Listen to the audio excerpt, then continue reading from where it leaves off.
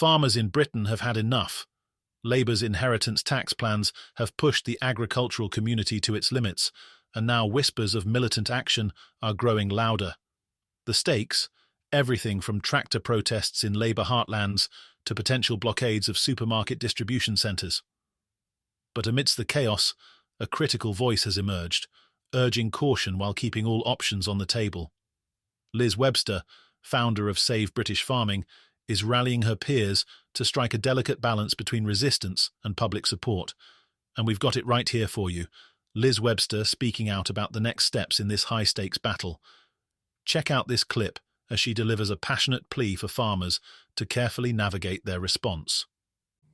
Yeah, I mean, my own view is that we've done a great job in raising the profile of British farming in a very short space of time. The way that politics works and Parliament so forth, I think we need to step it up gradually. And I'm not saying, and I have said that, when it gets to it, we need to use all the tools in the book.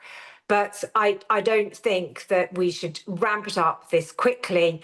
I think we need to keep building public support, because I'm scared that the public will get angry with us like they got with Just Stop Oil. Campaigning is an art in itself, and we're slow. We've been reticent about campaigning in the past as farmers, largely because I think we relied mostly on the French. But I think we need to take it gradually, and we've been doing a good job. So in New Year, some farmers have organised lighting beacons over the New Year period.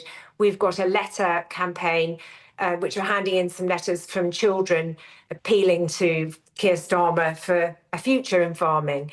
So I'm more for stepping it up rather than going in too hard, too fast, because I think we will alienate more people than we'll win over with that kind of action. Yes, because Liz, if hundreds of tractors parked themselves in front of these distribution centres and people's shelves in their local supermarkets were left empty, I mean, that could be seen as holding the country to ransom, couldn't it? Not just our politicians who have made these decisions, and that wouldn't be perceived as fair, I can imagine, although some might still consider it justified.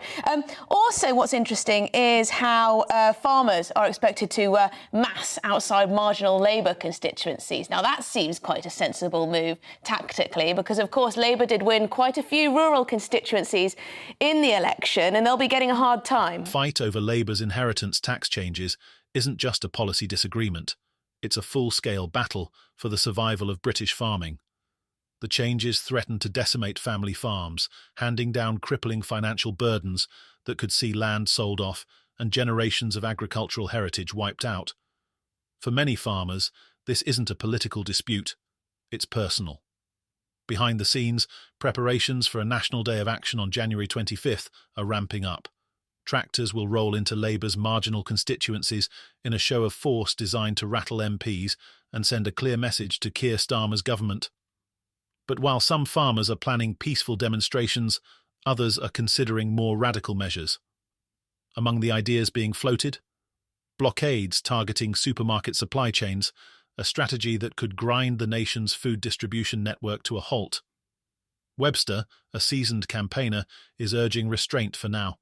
Speaking to GB News, she acknowledged the growing frustration, but stressed the importance of not alienating the public. When it gets to it, we need to use all the tools in the book, but I don't think we should ramp it up this quickly, she cautioned. Webster's concerns are rooted in lessons from other protest movements like Just Stop Oil, whose disruptive tactics alienated public opinion. I'm scared that the public will get angry with us like they did with them, she admitted. Instead, Webster is championing a more strategic approach, one that builds public awareness and garners widespread support. And it seems to be working. In recent weeks, farmers have launched a letter-writing campaign, with children penning heartfelt appeals to Keir Starmer, urging him to reconsider the tax changes. It's a myth that people in towns don't care about food and farming, Webster said. Of course they do. She emphasised that these grassroots efforts are resonating, describing the emotional impact of the public's response. It makes me cry whenever I do it, just to feel that love back from the public, she said. However, not everyone in the farming community is willing to take the slow and steady route. A faction of more radical voices is growing restless, calling for immediate and impactful action.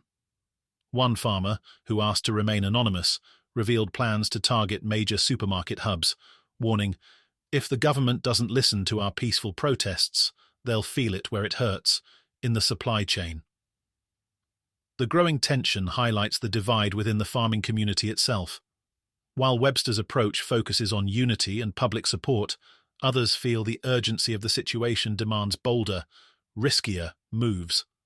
Labour's proposed inheritance tax changes could take effect sooner than anticipated, leaving many farmers fearing they'll be left with no choice but to sell their land or abandon their farms entirely. Webster, however, is adamant that the battle is far from lost. "We've been too quiet for too long, and we've let the supermarkets just capitalise on what we actually do," she said. Her vision for the campaign includes more than protests. She wants to bring the public directly onto farms to show them the reality of agricultural life. Getting children involved, spreading the love and showing people what we do, it's not just good for public awareness, it's good for us too, she explained. But as January 25th approaches, the pressure on Labour is mounting. Critics from within the party itself have begun to voice their discontent. Steve Edwards, a Labour councillor, recently described Keir Starmer as a liar, accusing him of betraying working-class families and grandparents. Edwards's scathing comments have only added fuel to the fire, signalling that even Labour's own base is fracturing under the weight of these controversial policies. Public sympathy for farmers remains high, but for how long? As whispers of militant action grow louder, the risk of losing public goodwill becomes a serious concern. Webster's plea for strategic patience is a reminder of the fine line farmers must walk to achieve their goals without alienating the very people they need on their side. Meanwhile, the government appears unmoved.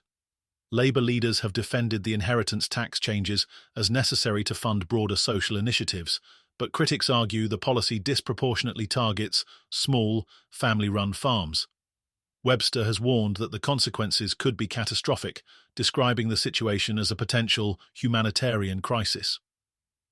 "If we do get close to that cliff edge, if Starmer doesn't change his mind, then I think we should not rule out harder action," she said. Her comments underscore the growing desperation within the farming community, as well as the high stakes of this unfolding drama. What happens next is anyone's guess. Will the National Day of Action be enough to force Labour to reconsider? Or will farmers feel compelled to escalate their protests, risking public backlash in the process? One thing is certain, the battle for British farming is far from over, and the stakes couldn't be higher. As Webster herself put it, "This is about saving lives and livelihoods." And with the January protests looming, the eyes of the nation are on Britain's farmers as they fight to protect their future.